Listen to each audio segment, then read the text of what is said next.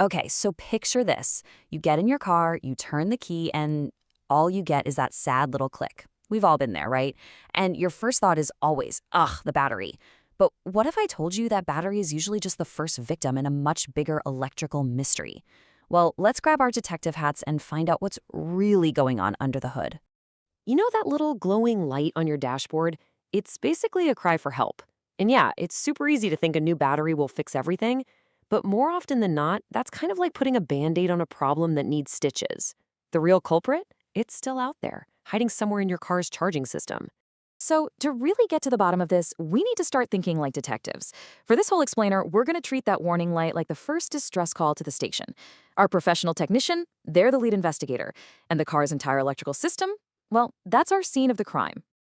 And here's the absolute key to the whole thing. A dead battery hardly ever means the battery itself is the problem. It almost always means it just isn't getting charged the way it should be. A pro technician knows this. They don't just treat the symptom. Oh no.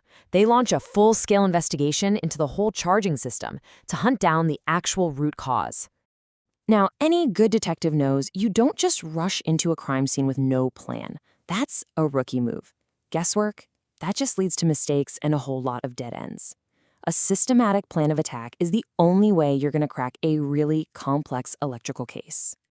So, a pro follows a strict protocol, just like in a detective show. First up, they get the briefing. What are the symptoms? Then they consult the case files, the car manufacturer's technical data and wiring diagrams.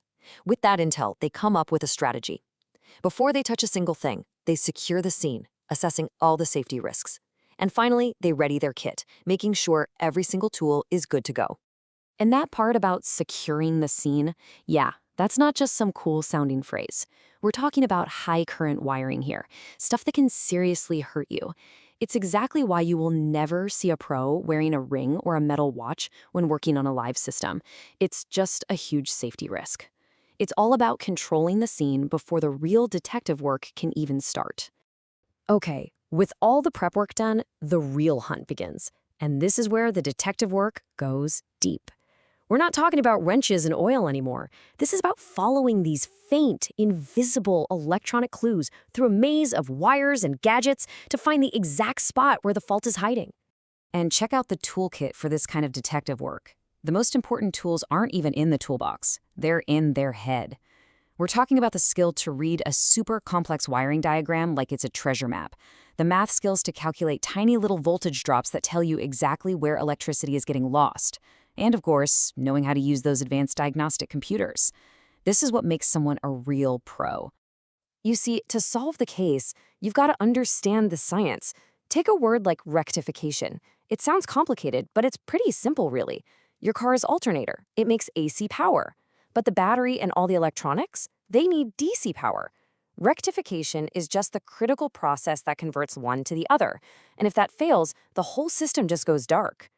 Now, this is where the really high-tech detective work kicks in. A scan tool gives you two main types of evidence. First, you've got the diagnostic trouble codes, or DTCs. Think of those as an anonymous tip-off. They just point you to the general area of the problem. But then you have the live data and waveforms. Oh, that's the good stuff. That is the real-time surveillance footage that lets the detective see exactly what's going wrong as it happens. So, who are the usual suspects in these electrical cases? Well, based on all the evidence, the investigator starts to narrow it down. Could it be high resistance, which is basically like a clogged artery for electricity? Maybe a loose wire, an unreliable witness? Or it could be something much deeper, a critical failure inside the alternator itself, like a bad voltage regulator. Once the culprit has been identified with solid, hard evidence, it's finally time to make the arrest. And by arrest, I mean the actual repair. This is not about guessing or just trying random things. It's about one precise, targeted action to fix the problem for good. And here's a non-negotiable rule for any pro. Every single repair follows the manufacturer's procedures right down to the letter. This isn't just about getting it done, it's about making sure the fix is both safe and is going to last for the long haul. It's about respecting the evidence you found and carrying out the solution with total precision. But wait, is the case really closed? Not yet. After the repair is done, the whole system has to go through one final interrogation. You run a whole series of tests to confirm, without a doubt, that the fault is gone. You absolutely have to see that clear pass result so you know for sure the problem isn't coming back. So the culprit's been caught, the system's been cleared. What's left? Well, it's time to close the case file. This is the paperwork stage, and honestly, it's just as important as the investigation itself. It's what makes the whole job a complete professional resolution. Closing the case really comes down to these 3 key steps. First, a final inspection to make sure the fix is solid and nothing was missed. Then, the work area, the scene of the crime, is cleaned up and old parts are recycled. And finally, all the documentation gets filled out. This creates a permanent record of the whole case. And with that, case closed. And hey, if you ever doubted the level of expertise we're talking about here, just look at this number. To be considered competent, a technician has to prove they can diagnose and repair at least 2 completely different types of charging system faults. This isn't about solving the same problem twice. It's about proving you have a deep, versatile understanding of the entire system.